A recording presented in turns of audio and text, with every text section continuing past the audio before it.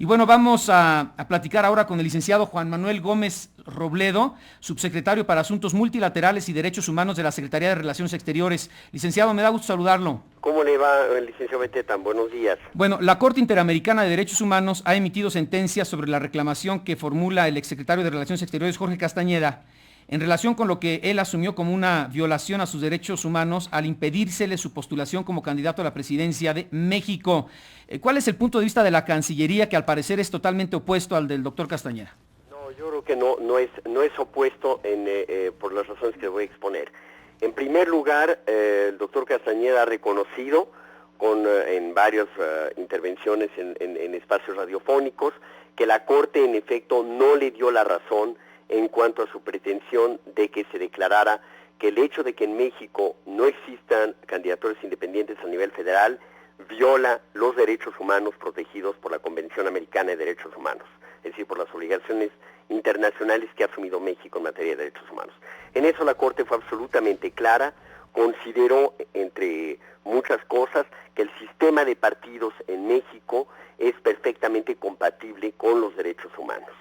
Y no encontrando violación entonces a los derechos políticos del doctor Castañeda, no hay lugar a declarar la responsabilidad internacional del Estado mexicano y por ende tampoco a resarcirle mediante una reparación o una indemnización económica el daño que no sufrió, porque en efecto no hubo daño.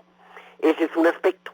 El otro aspecto es la cuestión de saber si cuando ocurrieron los hechos, es decir, cuando él intentó registrar su candidatura independiente y le fue negada por el IFE, ante lo cual él se inconformó, si en ese momento en México teníamos los ciudadanos los recursos jurídicos necesarios para impugnar esa decisión del IFE o para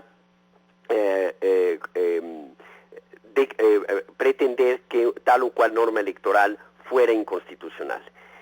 En opinión del gobierno de México, tal recurso existía porque el Tribunal Electoral lo había venido ya haciendo, había venido desarrollando una jurisprudencia al respecto, pero en todo caso, si hubiera habido alguna deficiencia en el sistema jurídico mexicano, esto quedó subsanado, resuelto con la reforma electoral de 2007, y así lo reconoce la Corte con toda claridad en el párrafo 230 de su sentencia. Entonces, ¿qué queda? ¿Qué pide la Corte a México? La Corte lo que le pide a México es que esa reforma electoral que quedó plasmada en el artículo 99 de la Constitución se perfeccione ahora al nivel de la legislación secundaria para garantizar que en efecto el ciudadano pueda acceder al recurso que permita en su momento cuestionar la constitucionalidad de alguna norma electoral. A ver, entonces, en este proceso, desde su punto de vista, ¿triunfó el Estado mexicano? En la parte que más importaba al doctor Castañeda, definitivamente sí. En la parte que él más hizo valer tanto ante la Comisión como ante la Corte Interamericana, sí, ese era su interés fundamental, que se le reconociera que sus derechos humanos habían sido violados porque se le impidió ser registrado como candidato independiente. Bueno, ahora ayer decía el doctor Castañeda en este espacio, ¿cuál es la lección de lo que finalmente declara la Corte Internacional de los Derechos Humanos?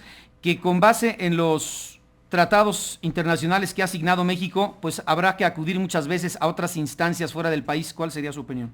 Mire, eso creo que es un comentario muy importante. En efecto, tanto el ciudadano mexicano tiene desde 1998, cuando se reconoció la competencia de la Corte, la posibilidad de acudir a una instancia internacional cuando considera que ya no tiene vías, ya no tiene recursos disponibles en el ámbito interno.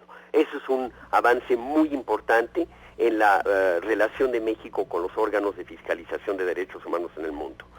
Y México, por cierto, esta no es la primera vez que se somete a la Corte Interamericana, ya había ocurrido en la administración pasada en un caso conocido como el caso Martín del Campo.